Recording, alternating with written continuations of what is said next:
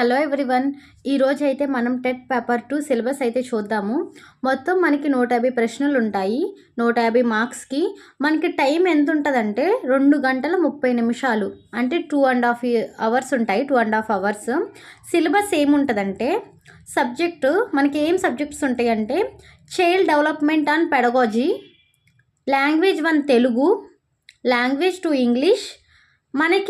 మనం ఏదైతే మెథడాలజీస్ ఉంటాయో నాదైతే మ్యాథమెటిక్స్ అండ్ సైన్స్, అలాగే సోషల్ ఇంగ్లీష్ ఉంటాయి. ఎవరి అయితే ఏ సబ్జెక్ట్ అయితే ఆ సబ్జెక్ట్. మనకి చైల్డ్ డెవలప్మెంట్ నుంచి 30 ప్రశ్నలు వస్తాయి 30 మార్క్స్కి. తెలుగు నుంచి 30 క్వశ్చన్స్ వస్తాయి 30 మార్క్స్కి. ఇంగ్లీష్ 30 క్వశ్చన్స్ వస్తాయి 30 మార్క్స్కి. ఏ మెథడాలజీస్ అయితే ఆ మెథడాలజీస్ నుంచి 60 మార్క్స్ వస్తాయి. 60 క్వశ్చన్స్ వస్తాయి 60 మార్క్స్కి. మనకి టోటల్గా 150 మార్కులు, 150 ప్రశ్నలు అయితే వస్తాయి ఎగ్జామ్లో. ఈ టెట్ పేపర్ అయితే మనకి ఈ చైల్డ్ డెవలప్మెంట్ అండ్ పెడగాలజీ నుంచి 30 ప్రశ్నలు అయితే వస్తాయి కదా.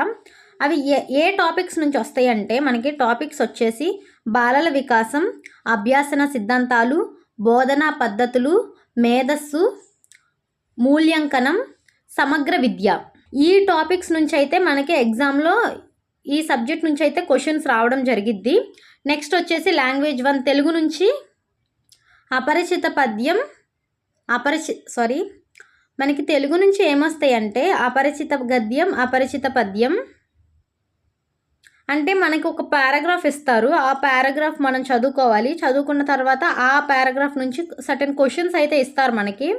ఆ క్వశ్చన్స్ మనం కరెక్ట్గా పెట్టాలి. అలాగా అపరిచిత గద్యం, అపరిచిత పద్యం అంటే రీడింగ్ కంప్రహెన్షన్ అని అర్థం. అంటే మనం ఆ పారాగ్రాఫ్ చదివి మనకి ఇచ్చిన క్వశ్చన్స్ ఆ పారాగ్రాఫ్కి సంబంధించి మనకి ఇస్తారు క్వశ్చన్స్.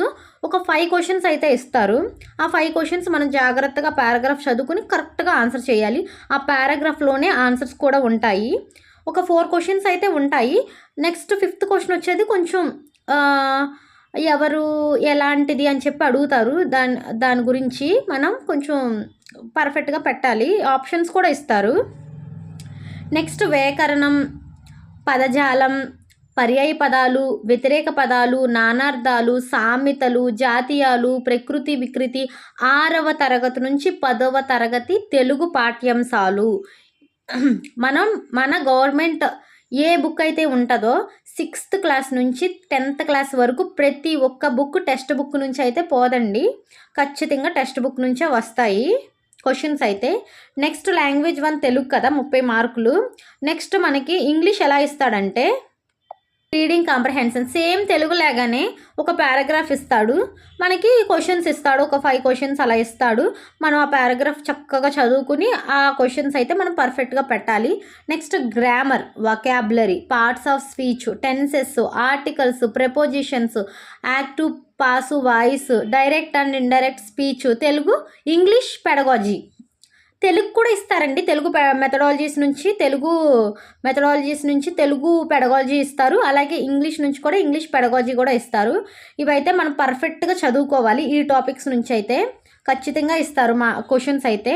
నెక్స్ట్ వచ్చేసి మ్యాథ్స్ అండి. అంటే ఏ మెథడాలజీస్ ఉంటే ఆ మెథడాలజీస్, ఎవరు ఏ మెథడాలజీస్ తీసుకుంటే ఆ మెథడాలజీస్ తీసుకున్న మెథడాలజీస్ నుంచి అయితే ఇస్తారు.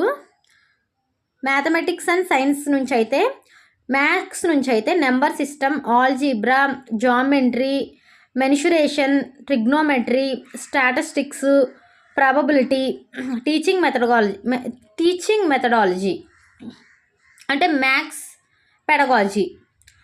అంటే ఈ పెడగాలజీలో ఎలా ఉంటుందంటే ఈ మ్యాథ్స్ ఎలా టీచ్ చేస్తారు, ఏమేమి ఉంటుంది, ఏమేమి పద్ధతులు ఉంటాయి, అసలు ఎలాగ బోధనా పద్ధతులు, ఎలాగ మనం పిల్లలకి ఎలా చెప్పాలి, ఇవన్నీ కూడా ఉంటాయండి పెడగాలజీలో.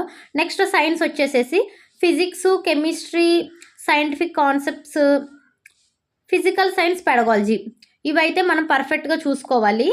టోటల్ సిలబస్ వచ్చేసి ఇదేనండి. Child development and pedagogy, Telugu, English, A methodologies తీసుకుంటే ఆ మెథడాలజీస్. ఇది పేపర్ 2కి సంబంధించిన సిలబస్. పేపర్ 2 ఎవరైతే రాయాలనుకుంటున్నారో వాళ్ళు ఈ సిలబస్ని అయితే దగ్గర పెట్టుకుని చక్కగా ప్రిపేర్ అవ్వండి. నెక్స్ట్ మంత్లోనే కదా టెట్ ఎగ్జామ్. అందరూ బాగా రాయండి. All the best.